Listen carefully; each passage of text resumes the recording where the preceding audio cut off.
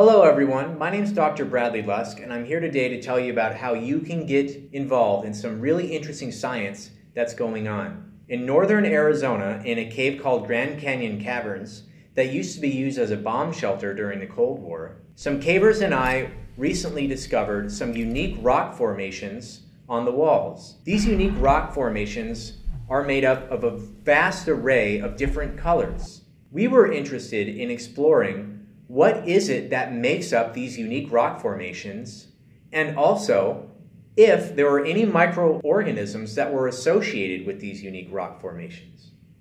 From the microorganisms that we could classify, we've already discovered bacteria that are capable of breathing metal, bacteria that are capable of eating metal, and bacteria that are relevant to the biomedical fields.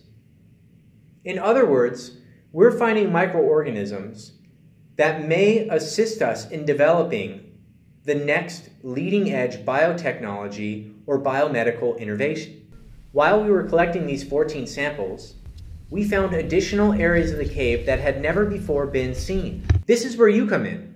With your donation, we will be able to discover which bacteria exist in these brand new areas of the cave. We would like to do something that's called metagenomic analysis. In other words, from the samples that we've already collected, we've already determined which bacteria are there, and that about 1% of them are completely unclassified. What we'd like to do next is determine which genes are present in this community.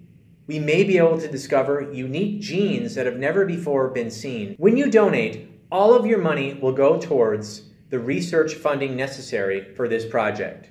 As you can see from the description, for every $200 we raise, we are able to perform what's called Step 1.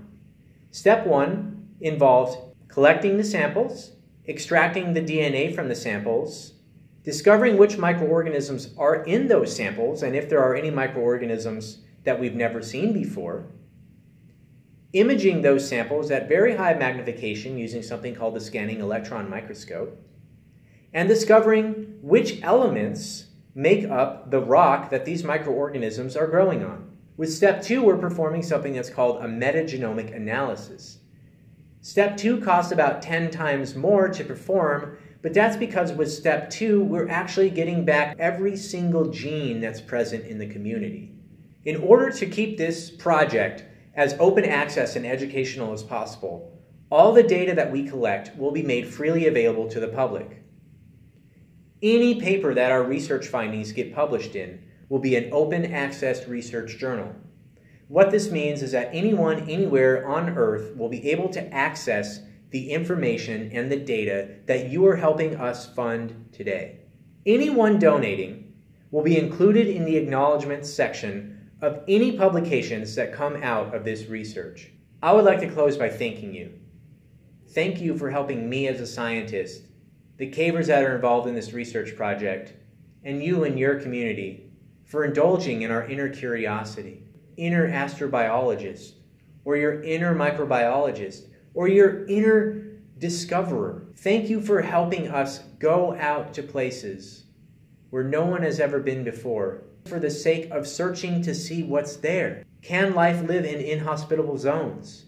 If so, which ones and where? Perhaps discovering these microorganisms that can live in extreme conditions on Earth will help us to discover microorganisms that can live in extreme conditions on other planets within our own solar system or perhaps beyond.